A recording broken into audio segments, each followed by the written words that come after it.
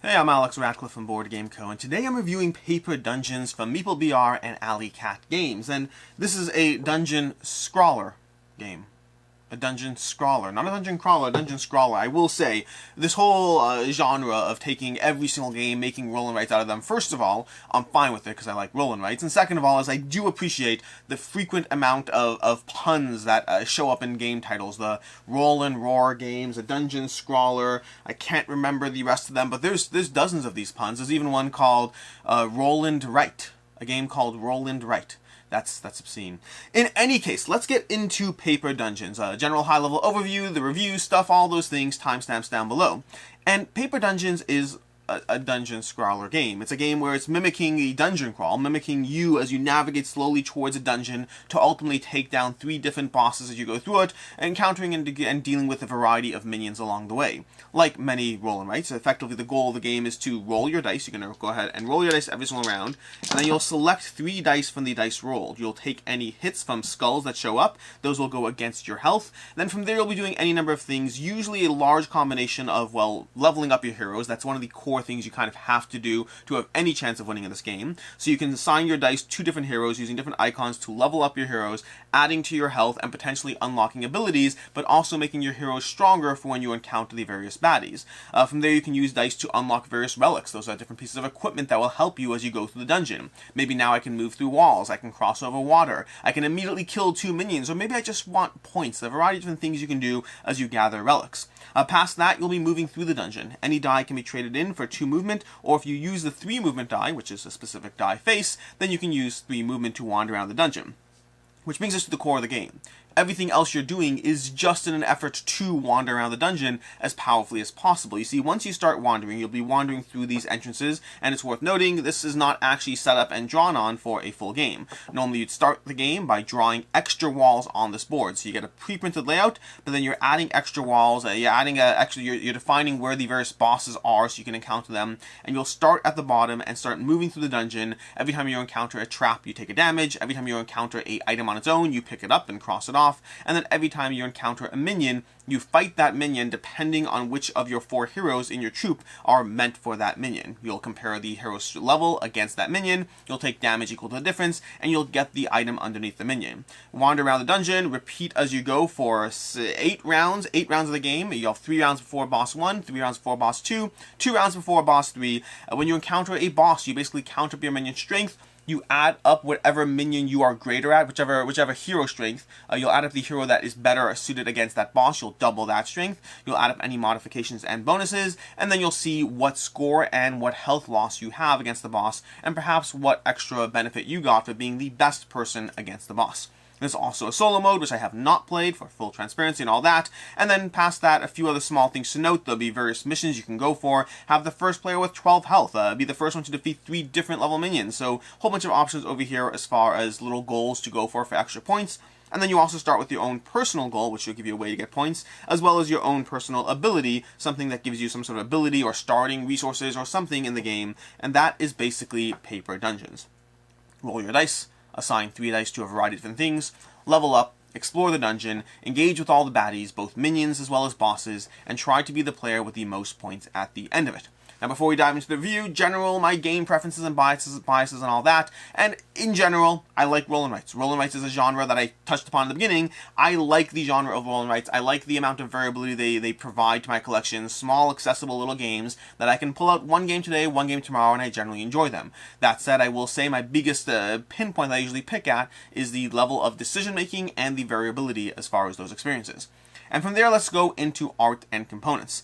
The art I generally appreciate from this game. Now, obviously you have giant pads of papers. The art on a pad is always going to be the same. The various bosses, the art works fine. The general outlay over here, this screams a host full of abilities that makes me want to dive into Paper Dungeons. Not a lot of art to actually talk about, but what little art there is in the game, I do enjoy. As far as components, there's nothing really here to stand out. They give you pens and pencils instead of making you buy your own, which is something that nowadays not all roll and writes actually do. They're like, oh, you have enough pens and pencils around the houses. We don't need to provide you with 7 or 8 of them. I appreciate when I get my pencils in the game. I appreciate when I don't have to go searching for something else. So that part I'll give them points for. Everything else, I mean, they're cards, it's a pad of paper, and it's dice. Not a lot of components to talk about. Theme and narrative.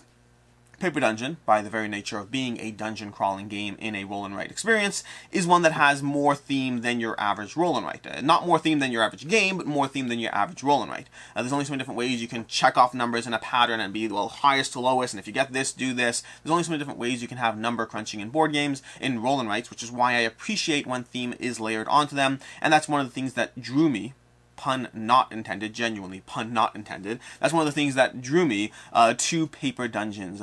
Seeing the general dungeon crawling genre, which I tend to enjoy, and then seeing that put onto a roll and write experience, that drew me in there. Again, not pun intended. Then secondly, as far as narrative, we do have on the backs of these cards a little reason why things are happening. So each of these setup cards, of which there are a whole bunch, each give you a little bit of a story of what's going on. It's hard to find an evil dwarf. Honor and justice are fundamental principles of dwarven culture. Yada yada, keep going through it. A whole bunch of text, finishing with the various bosses you're encountering. Legend has it that the castle walls are patrolled by a metallic golem. It goes on to tell the tale of an elemental taken as a prisoner and forced to protect his master. If the heroes can defeat both those monsters, they can then confront the Red Dragon and the new Dragon Rider and restore peace to the Empire.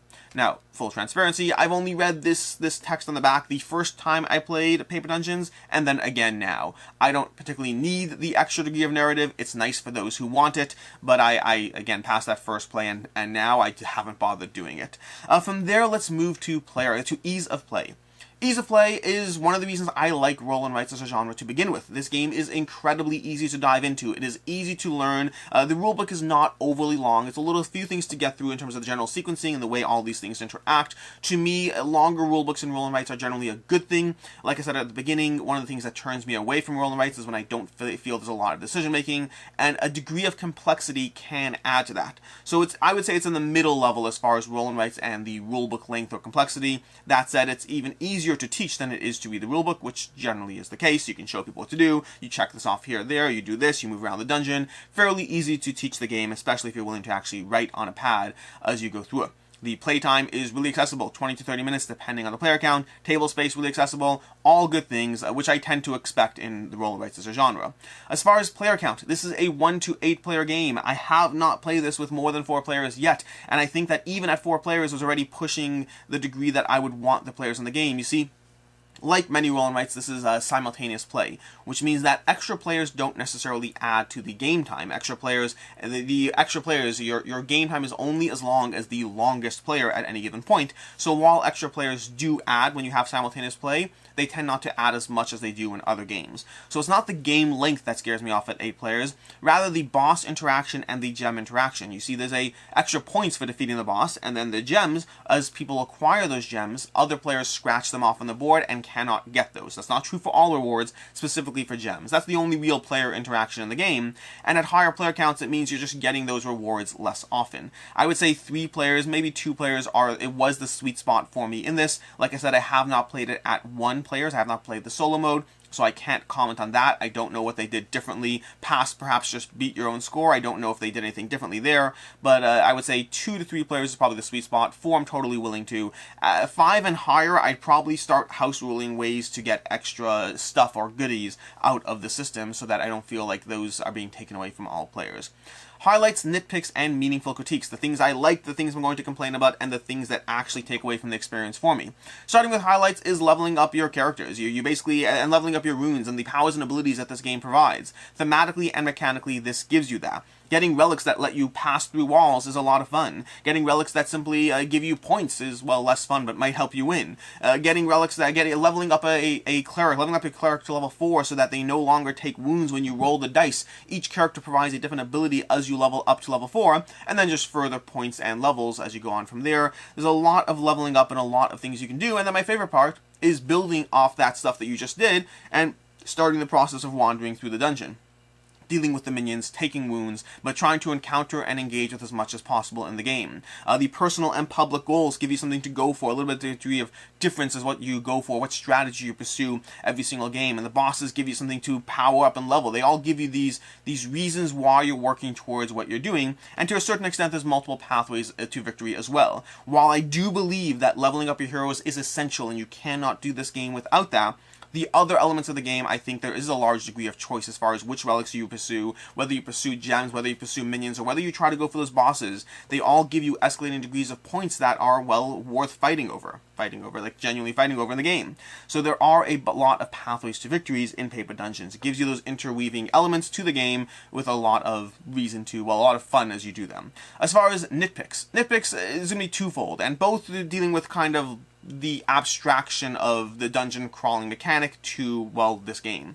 The first is leveling up your heroes. When you level up to level 4, you get an ability. That is the only time that leveling up your heroes feels fun and thematic. Past that, it's just stat crunching. So I need my hero to be a little higher, but it's not as much fun. I kind of wish the heroes had more abilities that would inherently add more complexity, more drawing. I understand why they don't have an ability for each level, but even if they had one more level, like maybe or two more abilities, maybe they had an ability when you hit level 2, 4, and 6, that would be a lot more fun for me, because more abilities, more reasons to pursue different pathways or interweaving pathways as you go. As it stands, each hero has a singular ability at level 4, and then past that it's just about having the strength of being a larger hero. So I wish the heroes had more going for, rather than feeling like my cleric has one point where they really matter. I wish there was more going on there. Similarly, the bosses. The bosses give you stats and rewards and punishment. They don't give you any form of abilities. The fact that I'm fighting an elemental or a dragon, I feel that one more so than the heroes, I feel was a wasted opportunity in terms of how the world engages with, well, you. That I would want the dragon to do something different to me. That the dragon should, I don't even know what it is. Maybe you can have, just to give you one example, when you fight the boss, you don't have to be on the boss. You have to have gone through the boss. So maybe the dragon is, or the elemental is a raging pillar of fire, and if you actually take it out while within one space from it, you also take an extra 2 damage. I feel each boss could have had a degree of text on it, something that made it stand out, while not actually removing from the complexity of the game at all. So that's another nitpick there. Which brings us to meaningful critiques, of which I have one thing, but it is a big one for me.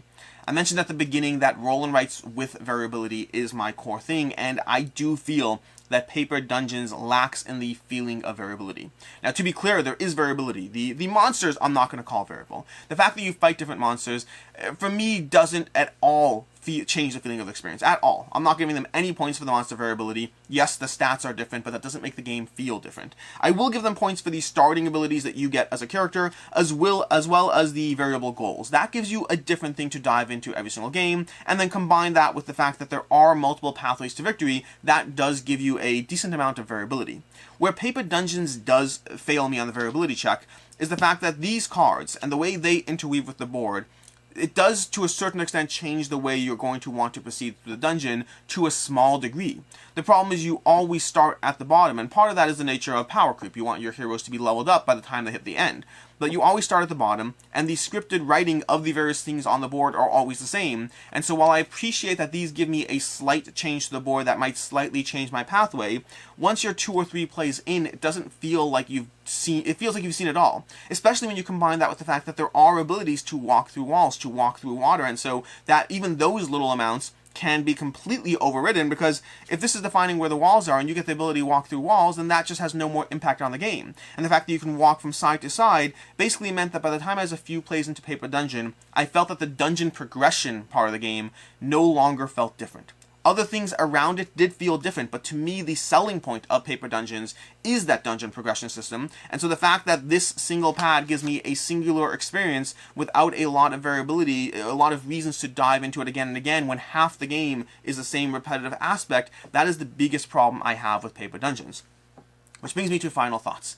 I really like the core of Paper Dungeons. I like the fact that there are a lot of tech trees to go down, a lot of places to put your dice, a lot of reasons, a lot of different powers and abilities and different things to dive into in this game. The core gameplay I really enjoy, but Paper Dungeons is one that gets less rewarding to me once I'm a certain number of plays in, because of, again, that dungeon part, which is a huge part of the game, not having the variability I would want out of the experience. For now, I'm still playing this one. I'm still keeping this one for now, and I'd love to see some sort of expansion. Even if that expansion is simply like 5 different pads of paper that you go through. Like, I know that's been happening before with other games. Welcome to Your Perfect Home has that.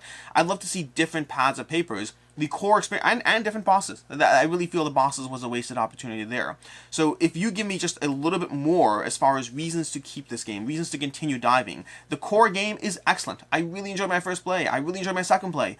It's just that fourth and fifth play where it starts to become a little bit more samey, and that's where I want more out of Paper Dungeons. I hope you enjoyed this review. I hope you found it helpful. Oh, wait, one more thing. Recommendations. Recommendations. If you like this overloading of abilities and you want something else that I can recommend, I'd really highly recommend Rajas of the Ganjas, the Dice Charmers. It's an excellent roll and write game with all of the ability madness that you see over here and just lots of ways to go down it. And if you like the general idea of the thematic element of, well, roll and writes, of thematic element of being a dungeon master, crawler, whatnot, then I recommend Drawn to Adventure from Final Frontier Games. It's a little longer of an experience, but it will give you that progression system that Paper Dungeons is doing as you wander around the map and slowly level up and collect treasures and all of that. Until next time, I'm Alex Radcliffe from Board Game Co. I hope you found this video helpful, and as always, have a good one.